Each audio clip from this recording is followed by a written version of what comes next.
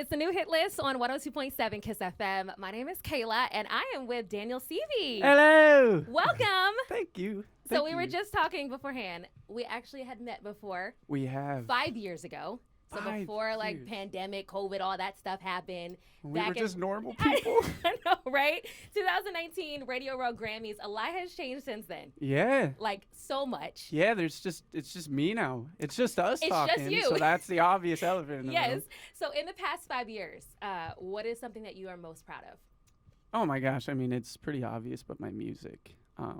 Being able to make stuff that's just mine and stuff that I put my heart and soul into is it's just a different thing. You know, the band is so lighthearted and fun in like a totally separate, awesome way, but making something that means something to you sentimentally that you're proud of is like, oh, it's the best. Yeah, but it's a whole different ball game. It's just you. Yeah. You're doing all of this. Yeah. What is the hardest thing about going solo versus being with 5 other guys? I think the uncomfortability when you start. When I first started doing it, I felt like such a fish out of water. Yeah. It was just such a new experience for me, and everything felt new, even though I always said it was the same job, but everything about it felt different to the point it felt like a whole different job. So at first, I was like, do I like this? Like, it just was so overwhelming. And I think now to kind of be at the point where I've seen fans like the music and get that validation, now it's just like been amazing. Yeah. But both have so much good stuff to them. I mean, you're doing a lot. Thank you so You much. were just on tour with Benson Boone. You're doing it again. Yes, with him. ma'am. And Yeah, I have to love talk that about. guy. I had to talk about that relationship because I actually talked with Benson a couple months ago too. Oh, no way. And I love his energy. Like, he is fun. He is crazy. He is. He's The crazy. ball of energy. He had me jumping over couches for a TikTok. It was wild. He'll do that. But that's the thing I like about y'all's energy. Like, I saw TikToks of you and your sound check. Oh, and my you guys gosh. were doing like a whole little dance battle together. Yeah. What is that relationship like? It's the coolest thing. Honestly, I didn't realize how much I kind of needed a bro out here and just a friend. And then I met this guy. And it was funny because I feel like before I met him, there was kind of this like disconnect with artists for me where like it was hard for me to really think past the like we're both artists and just get close with somebody. Yeah. And he just broke that wall completely between me and him and was such a cool dude and just like really genuinely wants to like make a friend. And we couldn't be more alike. It was pretty crazy. Like, we're both from Washington. Wow. We were both on American Idol as kids. He even went to architecture school, and I was gonna be an architect Oh my gosh. before music. Like, a lot of weird crossovers. Yeah. But him and his whole crew were just like so inviting, and they are insane though. Like, the stuff we would do before shows, I was like, we have a show tonight. How are we doing this right now? I love that. Insane. No, I can tell there's a lot of competition in the music industry. Yeah. And when you find somebody who is genuine like Oh that my gosh. and so real and is inviting and brings you in, like, you got to hold on to that. Oh my gosh, 1,000%. What does an average day on tour look like for both of you? I Tell don't us know. all of Every it. day is so different. I'll give you one example of Okay. just like how bizarre it was. We were in was it Sweden with the pool place? We had like, I think it was in Norway, maybe. Trondheim. That's what it was called. Also, fun fact about this place: the sun never goes down there, so it was really trippy. Like, even at like 11 o'clock at night, 11 it's o'clock sunny. to 3 a.m. It's just one sunset to a sunrise, but there's no dark. That ever, would so trip me out. I couldn't. It was really trippy, but we had a day off before the show the next day, and next to our hotel was like a YMCA. It was like this whole like gym and pool, and the pool had like a full Olympic style like diving boards, or what do you call that? Like a high dive. It had like a whole high dive, and all his friends start just doing gainers off the top high dive. It's like 50 feet up, and we're all up there standing over the edge, and they're all flipping off, and they look up at me like, "Come on, you got to hit a gainer." I just threw my body, and somehow I actually landed it, which was crazy. But my heart's like, so I get to the bottom, and I'm like, all right, I'm sitting out the rest of the day. Like, I'm good. I just landed a gainer. Like, I'm good for the day. They all run straight back up, and they go, you got to do the backpack with Daniel Benson. And I'm like, God, what is this? What is a backpack? So I got on Benson like a koala. I backpacked him on the front end like we could have kissed. Like, we were just, like, hugging. And he backflipped off the top high dive with me backpacking him. It's like he wants to lose his life. we had a show the next day, I can't say no, but I'm sitting there like, like, and somehow it went swimmingly. No pun intended. It was awesome. Oh my God, I don't know how he does it. Always, and he does it on stage too. And I'm like, it's Benson, crazy. It's crazy. you have no like fear in No, life. he doesn't. That's how He I want to doesn't. live my life. Yeah, no, it was inspiring. Oh my gosh. Inspiring. Well, I'm glad you found a friend in him. It seems like it's so genuine. It seems pure. Thank you. It is. Collaboration between the two of you in the Possibly, near future? Possibly. We'll see. That could be sick. Yeah. Right now we're just hanging. Okay, so you are going back on tour with him. Yes. You're also doing something with Dean Lewis. Yes. Can you tell me about that? That kind of just came out of the thin air. I was out on tour with Benson. I got a call from my manager, and I obviously know Dean and am a fan of his stuff. And my manager was like, "Do you want to open up for Dean Lewis in Australia?" I was like, "Duh, yeah. Where is this even coming from?" And Dean just reached out through the DMs after and was like, "Man, I'm so excited that you want to come out." And he also, I have friends of his friends, like David Kushner is a good friend of mine who's really close with him, and he's like, "You guys are gonna have so much fun." So I haven't met Dean yet, but I can't wait to meet this. I feel like we're gonna hit it off. That's gonna be awesome. Yeah, he seems like, I've heard he's like a total goofball, like, which is totally like chaotic energy. Yeah, you, Benson, Dean, it's perfect. Oh, we're starting a little trifecta of sorts. Yeah. You're performing at Lollapalooza. Insane. Okay, take us back to the moment you got the call that you were going to be. Because this is your first, again, your first solo festival. Yes, it is. I was just driving, and I got a call from my manager, and he said, he's an old man. He's a very old man. He goes, "Daniel." He's flipping you off in the background. He's so mad.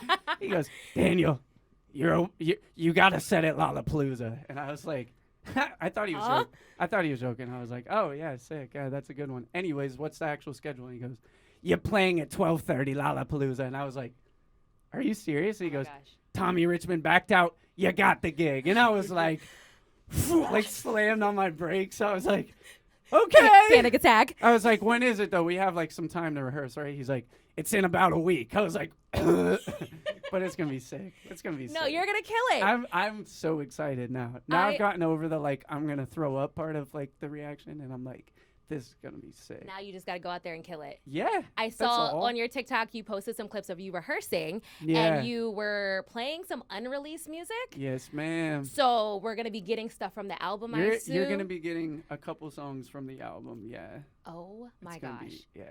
That is something to look forward to. For this album to come out. Like, okay, so yes, let's talk about it. I've been working. When is it coming? Working late. Can you tell us a date? I can't tell you a date. I'm sorry. Yes, you can. Still undecided because I'm still finishing it. Okay. But there's just every song feels so special. I really took so much time, and fans hate me for it, but I really think it's gonna be worth the wait. Okay. Like I've been in the studio every day for the last probably 2 years now. Really haven't missed more than like a day. It's just been, and it's been so fun. Like, I feel like a kid again. I feel like I'm learning so much. Like, I feel like such a student going into this, but I really think we made some amazing stuff. So I'm excited. I'm really excited. We can't wait to hear it. Thank you. Title idea? Yeah. You still can't tell us Can't that tell T you either. that either. I'm so sorry. Okay. I have the second album title too. Like Okay. we got it planned out. Okay. I feel like if fans go to the Older You Get music video and really look, they might be able to figure out some stuff from that. So there's some Easter eggs. Just a little heads up. Yeah. Okay, one last question about the album. I know you can't give us all the tea, but any surprises we should look forward to on the album without saying too much? Not necessarily. I don't know. I this album is very it's very simply me. I think actually a fun fact that people probably don't know, when I finished my first US tour at the end of my Fonda show in LA, I said, album next month. I did have an album that could have come out that next month. But after that tour and just being in front of fans, I feel like I really opened up to kind of taking the chip off my shoulder, being like, I have to make something so different and epic. And I kind of grew back into my own skin, and the fans really reminded me who I am at my core. And I listened back to the album and I was like, this is not me. So I scrapped the whole album. It's, in my notes app, but this album now is so authentically me. And so I'm so excited for them to hear it. And I have a feeling they're going to go, that's Daniel, with every song. And that gives me chills. Like, I love that. Me so Can excited. I just say that, like, you are just so happy right now. So you are you. Oh, thank you. You have great teeth. Oh, also, thank you though. so Yeah, much. But you are radiating Thank just you. such good energy, and you could tell that you are in Thanks. such a good and positive space. And with everything that you have been through, with Thank you. know, the band, COVID, you lost your best friend, Yeah. your mom had cancer. There's so many things that are just like Yeah. unfair. It shouldn't have happened. You know what I Yeah. mean? But you can tell that it all led you up to where Thank you are right you. now. So I hope people can kind of use this as inspiration, and I want to be an example that you can really overcome anything. Because I will say, a year and a half, 2 years ago, I was in my bed looking at the ceiling, and I literally said, I don't know if I can do this anymore. I doubted myself, and I feel like artists don't talk about that enough. They're like, I knew since I was 12 that things would work out for me. I thought that I was just done as even a person, and somehow we're here talking, and I'm meeting people like Benson, and I'm dropping songs that feel so magic and that I care about, and I'm just happy. Yeah.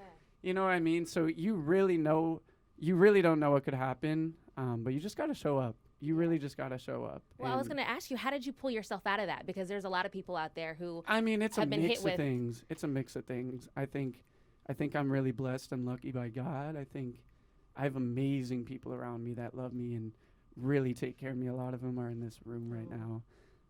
And just, I think every day it was a decision to just like show up and try today. And a lot of the days I had no faith that anything good would come from it. And I was so pessimistic for the first time in my life. And then just things kind of fell out of the sky that kind of flipped me back into this optimistic mindset.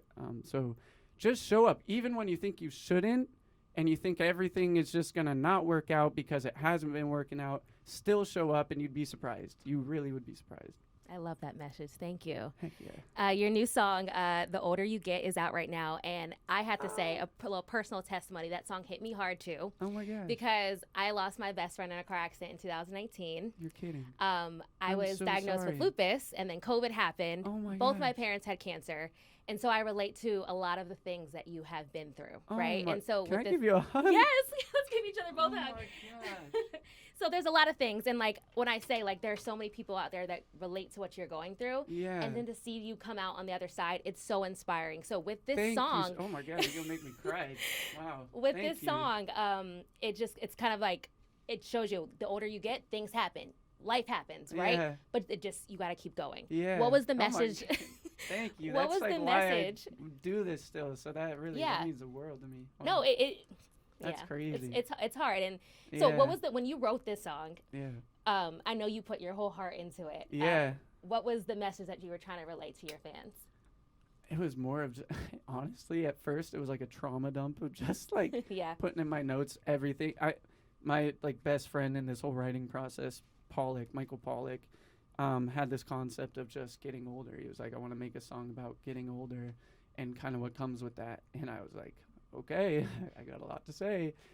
And we just filled up so many lines of thoughts and things that happened. And I think at first it was a lot of bad things.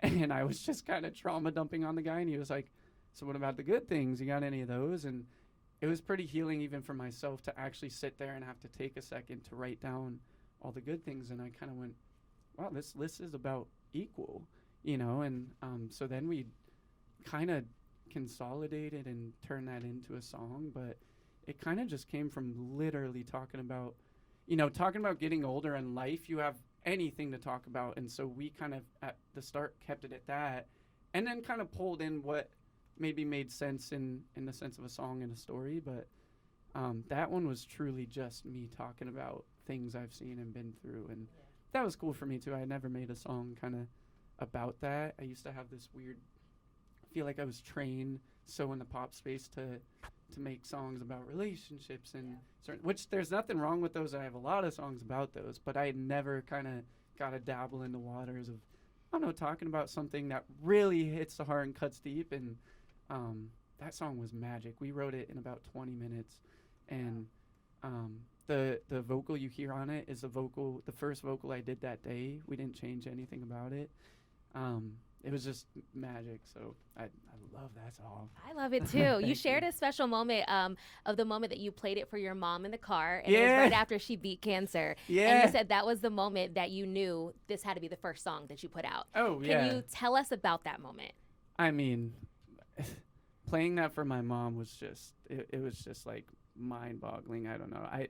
I was hoping I would get tears out of her, and I definitely got tears out of her. So that was pretty sweet. And my mom, I don't know. My mom is just, she's not even like human. She's such a special person. And so I look up to her more than anybody else and kind of look to her. If she's proud of it, then I'm proud of it. And I don't think she could have been more proud of it. So that was just so validating for me. And it kind of felt cool to be able to do that for my mom. You know what I mean? Like, it's a cool part of having this gift sometimes is like seeing what it can do for others. And I don't know, she's done so much for me to even do that little thing for her and see it really affect her in a good way. It was sweet. I really just cool. know this album is going to take us on a roller coaster of emotions. I'm not ready. Nuts. Nuts.